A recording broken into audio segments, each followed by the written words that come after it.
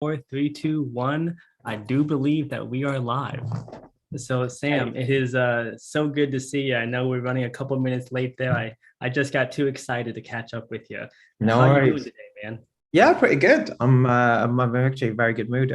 We had got this massive thing where we're preparing for the community, and I'm really excited to be able to share with it as soon as possible. So Well, I yeah, know pretty good. I know that you're a man who moves fast, and Yeah. I'm definitely going to dive in more to learn about not just Imbue as a network, but what you guys have coming up this next Mm, quarter. And I know it's been a wild couple of months. But before diving into that, I guess I wonder, as an icebreaker, I've always wanted to know something about you, Sam, because I go can for tell it. that you're a man who's got a past. I want to know about younger years, Sam. Mm, tell me about your start. Let's say college, for example. yeah, yeah, yeah. What's something that you did back in your school days that you would never do now, but was totally normal to you back then? Oh wow. Okay. That's it was normal back then, but I wouldn't do now. You would never do now. Oh, okay. Let's have I was a troublemaker, I think, back in school. I used to be quite argumentative in my classes, always trying to prove the teacher wrong, for example, or ask them really difficult questions. I don't think I would do that now, especially in tech, because more often not, I'm speaking to people who are not very tech focused. So I think it's not a nice move, but as a teen and as someone in school, yeah, I loved tricking the teachers. I was just so horrible to teach. I think I would hate teaching myself when I was younger.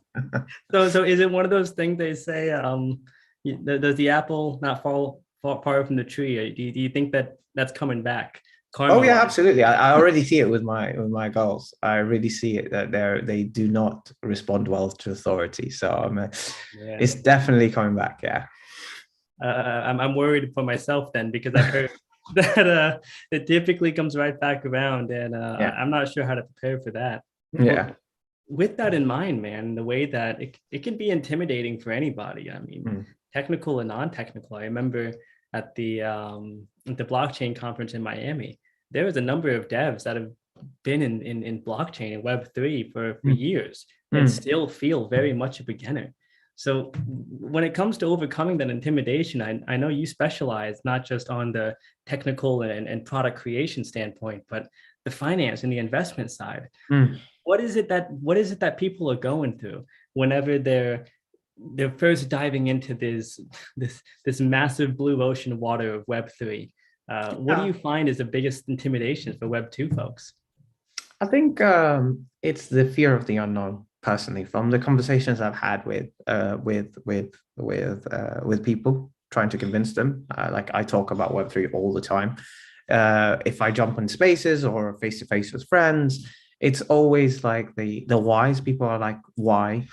And to try and understand the allure. Like somewhere I went for dinner 2 days ago to meet a friend I haven't seen in like 8 years, and he's like, why don't you sell Web3 to me? Like, and he's a dev. He's a very comfortable dev who Yeah, devs are normally one of those sell me this pen type moments. yeah, yeah, yeah, pretty much he was. But I think a lot of the time they might feel overwhelmed, right? And when you're coming into such a new space, there is a massive fear of the unknown. And I think we're lucky in the IT industry because we're so used to jumping into the fear of the unknown because we're constantly learning new languages, we're learning new ways of working, we're learning new technologies. But you sometimes forget that other people in other industries don't have to constantly retrain themselves, right? So it could be very daunting. Right, this is the very first time they're retraining, and they don't have the numbness you get when you're constantly doing it. You realize there's nothing to fear. So what? It's okay. IT is the only industry in the world that has fail fast as the motto, right? You don't see a pilot that keeps crashing before Oh, takeoff. that's a Be a great pilot for example. very long, right? Or a heart surgeon that keeps killing their patients. But IT, we want to fail fast, right? That's the end goal. It's a motto. So I think that's the most daunting thing for people coming into the space, the fear of the unknown, fear of failure. It makes a whole lot of sense on why they think differently. I guess I wonder because it makes me think these are tech folks we're talking about who even in Web 2, it's someone that's a developer would likely feel comfortable enough navigating one language versus another. Sure, there's kind of some nuance will change, but that's pretty standard. But if we're talking about mass consumers, Yeah. it's usually change is quite violently responded to. So I guess I say that because I hear, of course, we even talk so much about mass adoption and that mass adoption point. But to be frank, it looks like we still need to work on the early adopters and the innovators. So Yeah. I guess I wonder what is it that you see? Because I know you've got a lot of projects that you've looked at. How could you integrate into your platform? So what is it that you think the early adopters, the folks who are already in Web3 consideration phase, what are the differences between the thoughts that those folks might have versus what somebody who is that mass adoption that we kind of talk about so much, yet it seems like we're a little bit early for that. Yeah. So it's different paradigm shifts between or different thought processes between these two people. The first one is people who are already in Web3. More often than not, they're invested in a particular coin, and unfortunately, the ones who are very rarely have a open mind to discuss alternatives. And there's a reason for that. It's because they financially invested in this particular project. So any criticism of it or even any feedback to improve on it sometimes gets responded to badly because it feels like you're attacking this thing I've invested in.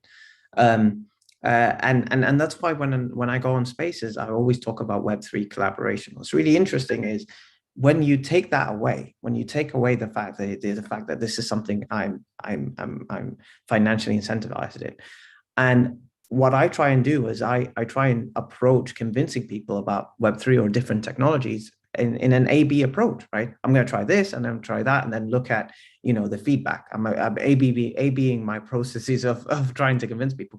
So when I find someone who's very attached to this particular technology, and then I approach it from the way of, look, interoperability benefits both you and I, because through Metcalfe's law, the users of the network squared is a value. So if we're able to bridge these two networks together, then both you and I win, because now the value of our whatever we're holding both go up squared, right? So that's how I'm currently approaching it. It's like focusing on interoperability and collaboration rather than, hey, come over to our chain, or you come. It's get rid of the tribalism that's happening on Web3. That's how I would convince someone who's already on it. Someone outside it, that is a completely different conversation, because you have to have the why. You have to understand how and why you need to get into Web3, and the why of it could be, how can you improve their lives, right? How does this impact their life? And if you can't answer it, or if the answer is, if you buy this token, you're able to stake it for X amount of APY, that's not enough of a why to convince someone to actually shift into Web3. Yeah, well, it sounds like a big part of that is someone in the consideration phase. Yeah. They probably have they identify one way or another, whether that's through their wallet or through their community. Yeah. And outside of that, it's something where, well, someone has to have a reason to even begin investing. Yeah. One second, I forgot to mute my phone. So I guess, what is it then? Because you and I think a big part of why we've connected over the time we've known each other is that Polkadot ecosystem interoperability approach, knowing that there's not just a power in numbers, but there's a power in the collective, collective innovation available within a community. So I wonder, because you've been a part of projects big and small, from a community standpoint, what do you see is it that, let's call it, makes a community effective versus just, wide reaching or loud, let's just say. I think we've both seen environments that people can identify with a concept without fully understanding the value that it might provide. Yet when you're on the capital side, you've got to look at it from a value standpoint, down to the definition of Imbue, being able to add value to something. So when you're looking at communities in general, where do you see that value comes from? Yeah, so I think when it comes to the community, I think projects always say that communities are the most valuable asset that we have. right? And they say that because, that's how they grow their audience. That's how you grow your network.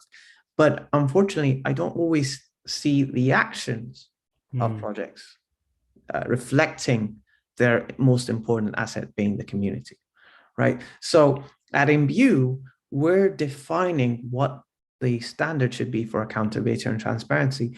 And we want to imbue that into our community because we want to raise awareness of what accountability looks like and what transparency looks like. So then by doing that, when they spread awareness to other communities, they can hold their projects accountable and they can ask for the transparency that is to be defined in Web3. That's the only way we'll move towards that mass adoption, because just having a place filled with just speculation is not going to convince the new wave of people coming in.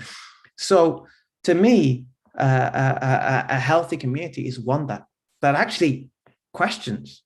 It questions what people are building, because that's the only way we get critical feedback and actually build. So absolutely, hold your team, that the community you're in, accountable. So if someone in the community is abusing someone else, it's up to you to call it out and say, no, that's wrong. And we see this with so many projects in this space, who sometimes people are like, no, I'm going to blindly follow what this person is saying, regardless of whether I agree with it or not, because now again, I'm financially incentivized by this thing. I wanted to succeed, and I am going against my better judgment. I'm not saying all communities are like that, but I see that, and that's a problem. So we have to be truthful with ourselves, because at the end of the day, if you really take a massive step back, the crypto community as a whole is a minority, right, compared to the rest of the world, right? So there's no point. It's a humbling reminder. Yeah, it's there's no point of this tribalism. Absolutely, root out the bad actors, right, and hold other communities accountable, because that's how we grow. Man, well, that's a great way to be able to break down, and especially having looked at multiple communities from the perspective of yourself on both technical as well as the leadership side of things, and really focusing on the action accountability. I think I'm shooting in the dark here, but I know we're both pretty data oriented, and I've gathered a lot of anecdotal data. It seems typically it comes down to the leadership and then the personality and character, and I guess the general expectations that are set from the top. I forgot who said it, but there's a funny joke, or maybe it's a meme, tough to tell these days, but it says the bottleneck is typically at the top of the bottle. And I guess I wonder, when it comes down to connecting those dots between a humble action taker of a leader, and then also the success of a project from an investor's standpoint, what are those cues? What are those signs that you found are, of course, it could be a long list of potentialities, but what do you find is at least a filter to be able for investors to better navigate these waters, to tell the difference between those less effective communities, let's just say, versus those who are really taking action and doing something?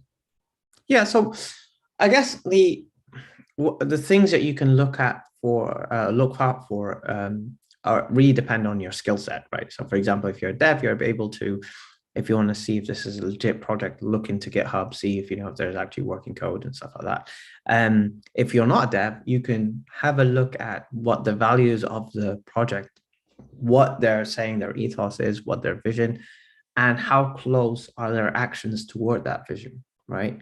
Are they actually being held accountable? And also, we're in a space that there's just so much changing in this particular space, and it's so new. Mistakes will happen.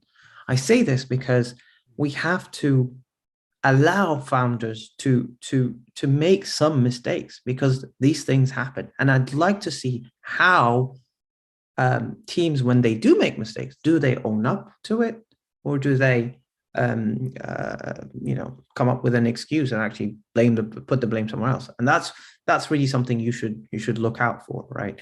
It's someone who would say, from a leader's perspective, someone who can accept fault and grow is someone I would be far more likely to listen to than someone that won't, because we are in a new space, and because we can and absolutely will make mistakes. All these hacks that happen, right? On I say hacks, they're exploits. I want to see how the team respond to that. You know, do they come to their community and say, look, this was a mistake or of an oversight or something like that? Hold yourself accountable, own the issue that was faced, and then that's how you move forward. So yeah. What on the other side, like there's so many people that say you have to be really crazy to build in the Web3 space, just because the amount of abuse that you might get from a community because the token price hasn't gone up, for example, right? Or something you have no control over. You could be constantly shipping stuff. You could be constantly pushing updates and you're absolutely innovating in the space, but you're still getting abuse, right? So the effect on mental health cannot be overstated. It's absolutely mess. Yes, founders can win, but more often than not, they don't, right? There's so many failures in the space. They've definitely made people glass on the way. Yeah, and to be willing to just put your reputation on the line and constantly try to build, that's a mark of someone who wants to build a better future for Web3, and I commend them for that. That's powerful, and I love the way that your insights are so practical. It really shows the way that you're able to navigate both of those mindsets, because it's almost like what you've got there are the bones of what could be that ideal archetype, where the same way one might be looking for a target market to sell a product, just like fidget spinners or yoga pants or something. Here in the Web3 space, while we are small, there are different characters that we're after, and there's some that are much more favorable towards success than others. And yes.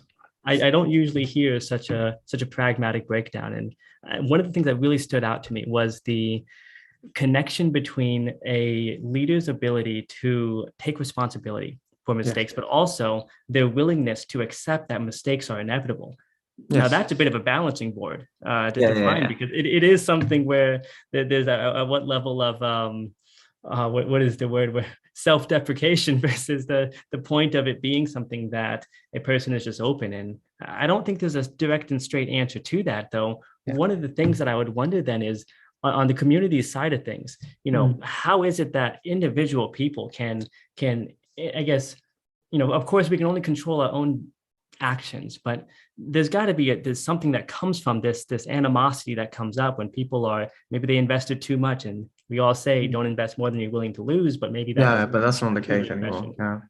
So what do you think is it then that is that root core piece that is something that a person could look at in themselves, if perhaps, from what I've seen, the people who can be most toxic online don't usually realize they're the toxic ones because they're comparing themselves to somebody else. So I'm interested to see, what do you think that comes from, that maybe a person could understand how we can be more productive as a community, I guess, individually? Yeah, I mean, I find that when a conversation gets quite toxic, or you feel like you're not being heard, I would try to move to a different medium of communication. So, for example, if I'm texting and I feel like this conversation is broken down, let's try talking. So I would, for example, open up a voice AMA, right, and allow everyone to come and talk and give everyone a chance to speak and try to resolve conflict that way, or resolve toxicity. And then, for example, and these things can happen within the community, it can happen within the internal team. Be like this, let's identify the root cause of why you're feeling this thing. And is it something that we can resolve? And what action points can we take? As long as it's clear that both parties want to move to a good place, or want to actually reach a better position, then what's important is their willingness to communicate. Toxicity happens. It's okay. You have to accept that it happens when you're dealing with finance, right? But it's the willingness to communicate. And it's, if you're in a situation where you feel like you're doing everything you can to bridge that gap and reach a point where you're able to communicate effectively, and another party isn't, then at that point, that's when I raise the question is, do you not feel that you're being toxic and not given an alternative? You don't want to open up a bridge. Super interesting, Sam. Because it reminds me of our mutual friend, Bull Sander. Yeah, He's to this day, I'd likely say, yeah, yeah. the best ambassador, the best community leader Absolutely. I've Yeah, seen. yeah. Sanders amazing. Like not only is he patient, like Yeah, that's really what when I joined when I joined so many communities and my first interaction with Kyan, and I saw Sander being so patient and so willing to hear other people's frustrations. When I went to other communities, they were just banning people left, right, and center. Like, we don't want to even give you an opportunity to criticize us. It's like a democracy versus a dictatorship. That's how it felt to me. And yeah, it's something I really admire about him. He's definitely one of the best people in the space I know. well, I know he's definitely been like the I guess the bar by which I set and look Yeah, at what relative level of, I guess, yeah, effectiveness is the best word I can think of for now, but yeah, of a community. Well, this is powerful, Sam, because one of the things I was interested in as I was seeing this amazing growth potential that Imbue has. I mean, the Mm. literal just hundreds of billions that are in the capital space, which much of it, unfortunately, there's entire divisions that is directly set towards analyzing and quantifying the exact value of something and the relative risks behind it. Mhm. And from what I'm seeing, you guys have quite frankly flipped that upside down, the Mm. entire business model, by putting the previously secret processes of operations of the full, exact breakdown of what someone is wanting to do. Usually this could be very secretive. Well, in Web3, it's almost like you have to share. Here's Yeah. what we're going to build. Here's the technology we're going to use. And here's what we think it will take from a resource standpoint. I Mm-mm. say that because it's a bit of a reversal, yet from an efficiency standpoint, it seems like there's quite a number of advantages that makes it to where, while yes, it can be scary going into this uncomfortable way of raising capital, but what advantages have you found so far that makes this a superior manner of Yeah. not just raising capital, but also of scaling a business? Yes. So first of all, the decentralized aspect of it. You cannot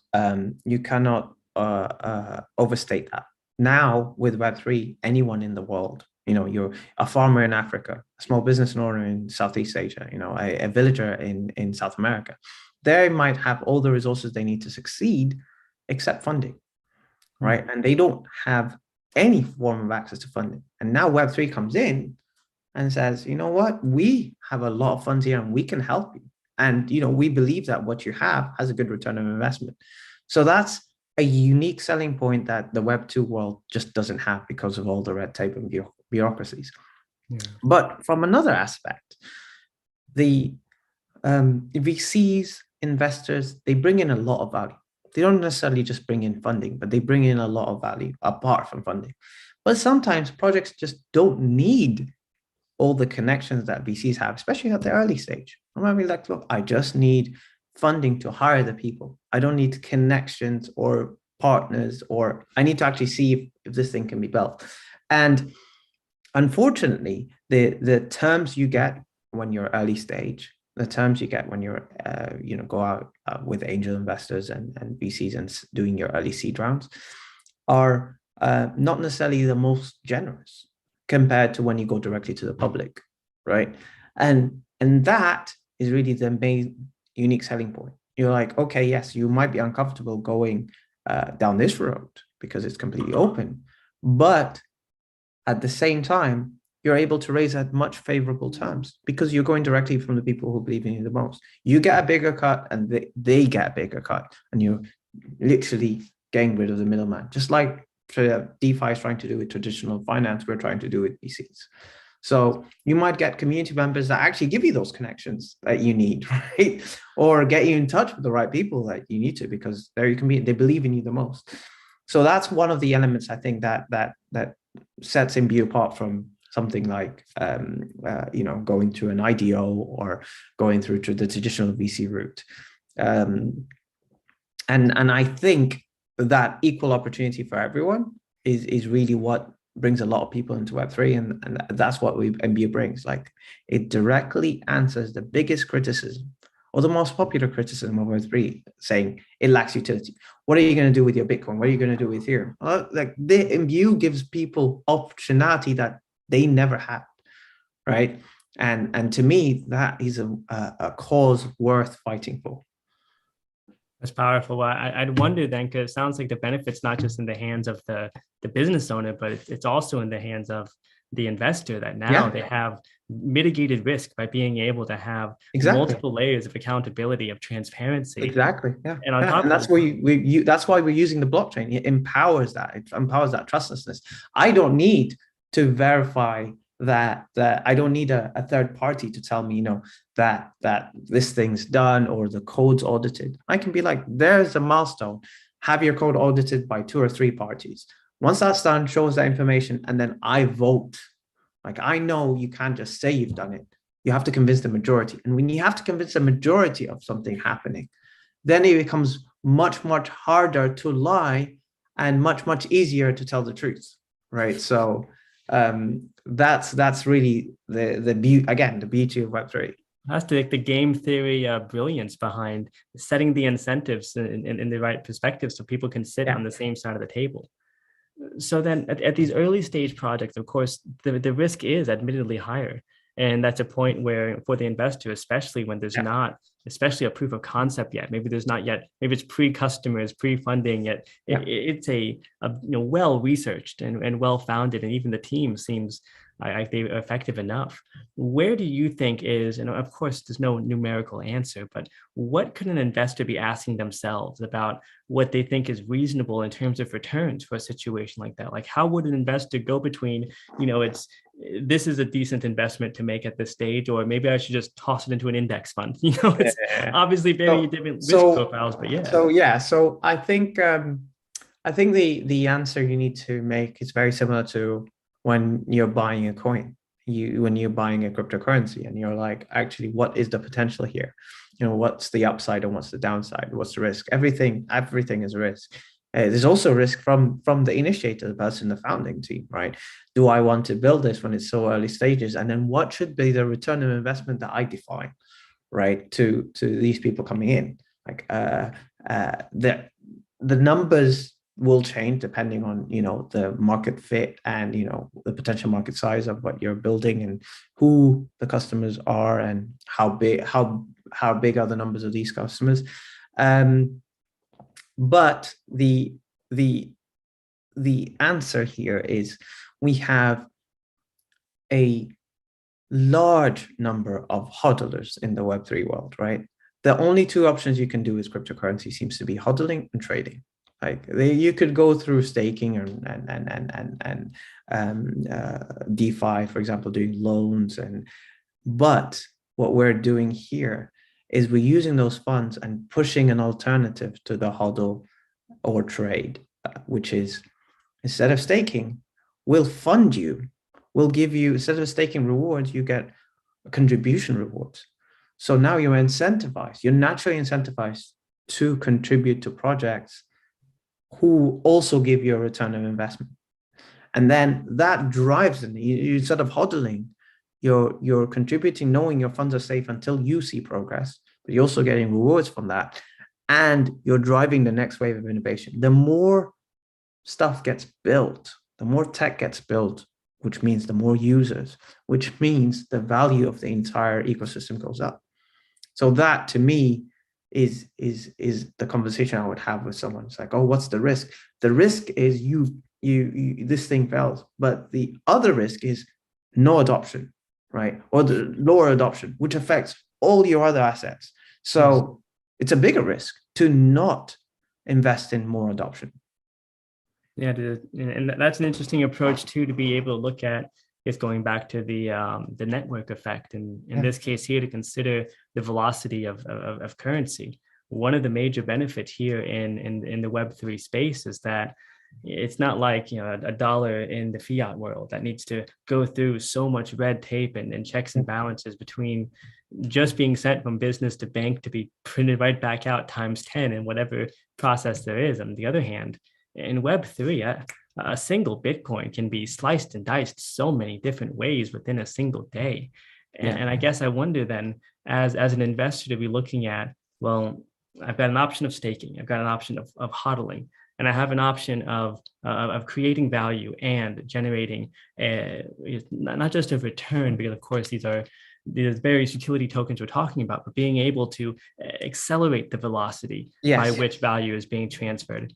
Then what are the red flags is not quite the word, but the warning signs that one could look at to determine that, okay, well, this is probably not going to be the best as from a velocity value creation standpoint versus something that, from a fundamental standpoint, this really could get there. I guess in layman's sense, how would one be able to determine that as an investor?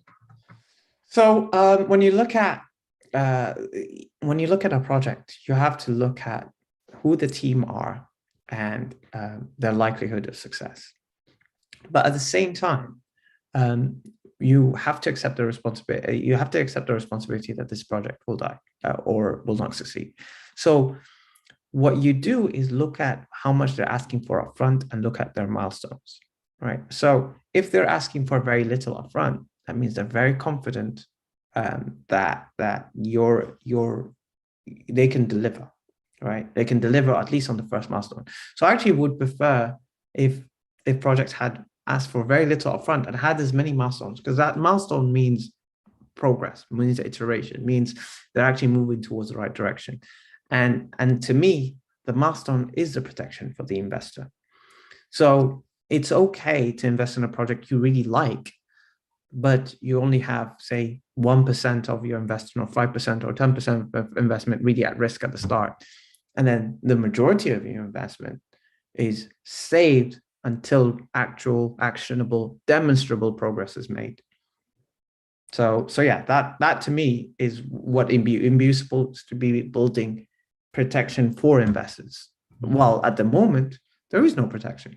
You buy a token in an IDO and there's no guarantee that actually it succeeds or not, right?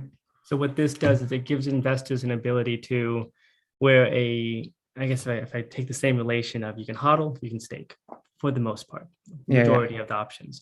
Here we're saying, well, if you're going to hodl, in this case here, you don't know what's happening with where you're hodling. It is a bit of a hopium there. And even when it comes to staking, it's a bit more the case. Maybe we have some passive metrics to be able to analyze. But on the other hand, with what we're looking at with the contribution model, you had an excellent phrase I heard you say about how you break down this process of milestones and what was that word that you used? Iterative? Say it again. Iterative? Not iterative. It was more on the side of, I would call it a bounty system, where you've got projects that need to be done, and there's a certain amount of cost. Oh, briefs, the tendering process. The tendering process, yes. So here in this case, it's like you've got hodling, or you've got this tendering process that is transparent. It's open. You can not just, maybe it's still a pseudonym that's behind the person, but you can know what is that pseudonym doing, what values. So you can highlight. So the way the tendering process we're building is supposed to work is there's just so much interest in the Web2 space about exploring Web3, and they don't even know where to start. They don't know where to begin. And there's a lot of directions. Right. And there's lack of expertise, exact lack of knowledge, there's lack of resources. What Imbue allows them to do is saying, you know what, we're a big brand. We're going to submit a brief. We want this particular thing built, or this product built, or even this NFT made, right? Or this collection of NFTs to be made. And this is our budget. It then allows them, to anyone in the world, to submit proposals against that particular brief and get funded. And the people know that in the event that they get to choose the most attractive proposal, and they know that in the event that this person can deliver, their funds are safe. They can raise a vote of no confidence and get their funds returned. It's exactly the same foundation that Imbue has for crowdfunding. Same engines being used for funding of briefs. It sounds like this is adding value, not just on the investor side of things, but it's also when we talk about the acceleration of blockchain, which is really exactly our ethos. Yeah, most important part of interoperability is because, like with email, if Gmail users couldn't connect with Yahoo users, we probably wouldn't be seeing the same. Yeah, absolutely.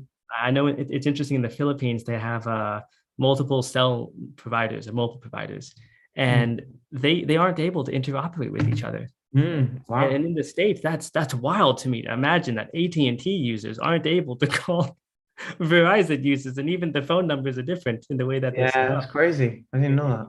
It's so interesting to find in person. It also makes it to where it can be tougher to interact.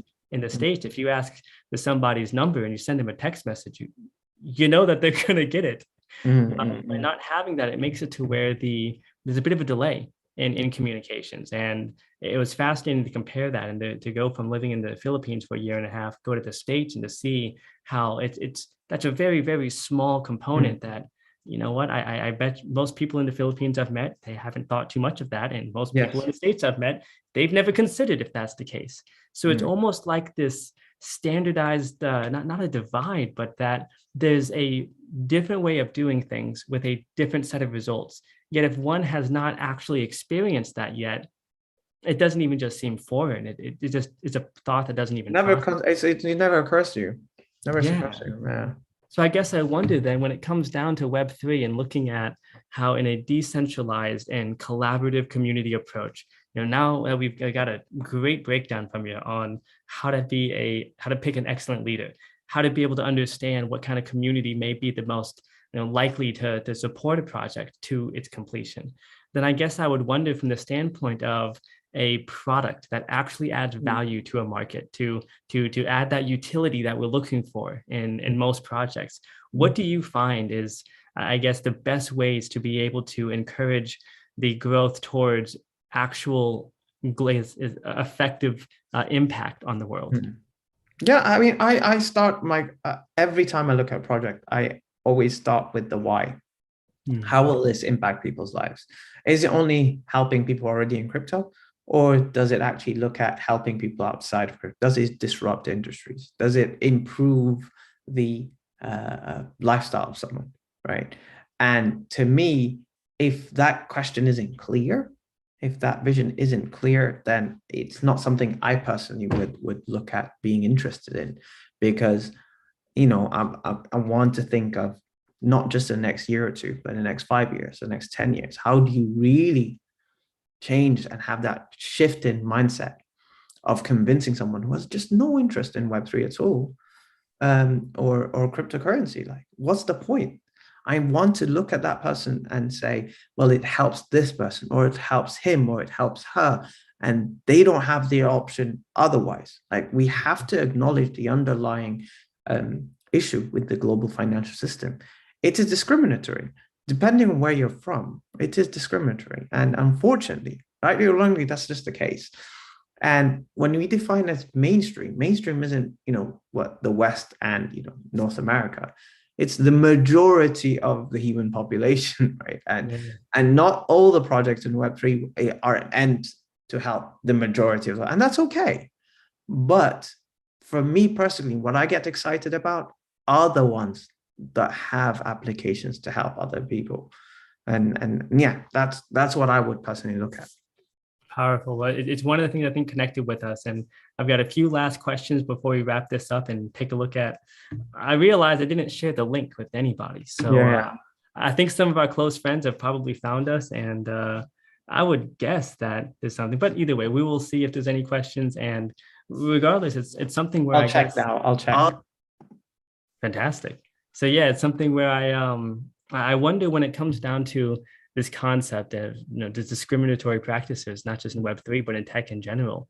You and I are both brothers, so for sure, I know when I think of discrimination, I typically think black versus white. Yet it was deeply saddening to me when I kind of popped and got out of the bubble of the US and realized that, wait a second, we are the vast minority, US, UK. Yeah. The fact is, you and I, if I compare that to my friends in Ukraine, that unfortunately, you take a web developer in Cincinnati, Ohio, and a web developer in Ivano-Frankivsk, unfortunately, they're just not going to be likely paid the same. No way. Even if they're hired from the same remote area. And even if they're working on the same job. They're not. And that's they're literally doing the same tickets, they're in the same team, and they're contributing the same way. They're valued differently based on their location. And I just don't think that's acceptable. That's the reality of life. Both of them have different living standards. Both of them have, because where they live, unfortunately, that's the case. Rent in one place is not the same as rent in another. And then companies are like, you know what, you don't need this much to live comfortably. It's the What worst you question. How much do you need as a company? exactly. As opposed to, well, how much value can you provide? Yeah, it should be based on the value, not based on your location. But the sad truth is, right now, it is. It is based on the location, and it absolutely shouldn't be. Well, I'm glad that there's people like yourself that are going after this. And I guess before we go, especially knowing that one of the big missing opportunities where I see so many great minds within the Web3 space that, perhaps they're dipping their toe in the water in different projects and playing with different technologies. But I hear it across the board that what projects are usually missing is quality proposals. Yet alternatively, I also hear from the professionals that they're looking for opportunities. So I wanted to see, from yourself, having been successfully on both sides, having closed multiple grants and having supported many, many people at rising up. I mean, there's hundreds of people under your overall coaching within the Substrate dev community. What are those, what is that breakdown of what is a good proposal in your mind? Or at least what are those elements of a proposal that a professional, a developer, a designer, whoever might want to submit something to a project, what would they need to have to call that a complete, highly likely to add value type proposal? So it's impossible to know that from day one, right? It's okay to come up with a goal, a vision, or a goal that you want to build, and you don't know the how. Then you know the why, but you don't know the how, and that's still okay, right? The how in this space is no one's going to know it from the start, because it's a fact that it's definitely going to change along the way. Yeah, it's going to change along the way, and then you can pivot, and that's okay. It's the why. So we go back to my previous answer about knowing who you want to help and why.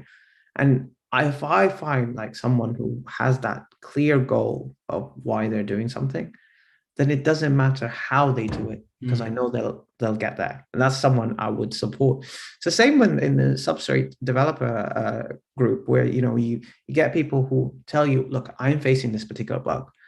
And you realize from the questions people are asking, they're just trying to figure out why, what they're trying to do, not how they're doing it, but what. And they want to know what you're trying to do and why you're doing it, because you might not need to actually do that at all, but so instead of just telling me about the bug you're getting, what are you trying to do and why you're trying to do it, allows me to help you better, right? So the same applies with proposals. You will get a lot of people here, from investors, that would hear pitches, and they always come down to why are you doing this and how you're doing it, rather than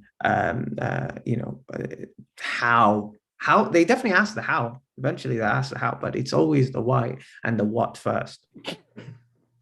Makes a lot of sense. Well, I know I've done my best here to give you some, I guess, non-intuitive questions here. No, I appreciate it. I appreciate it.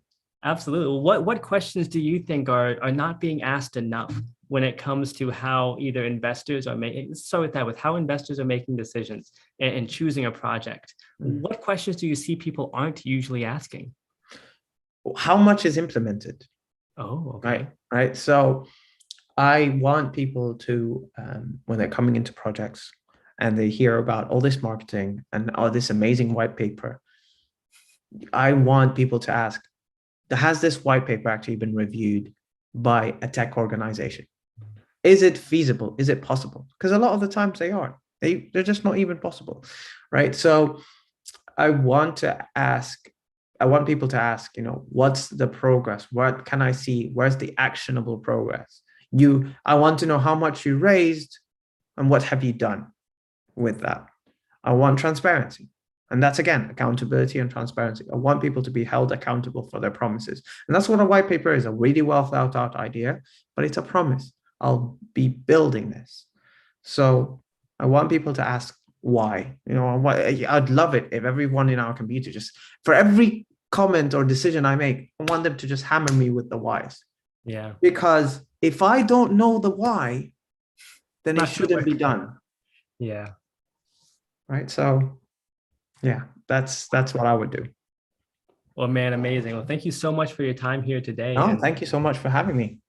For sure. Well, before we get heading out here, then I guess for anybody who's taken the time to watch this, thank you so much. You can check out Imbue Network.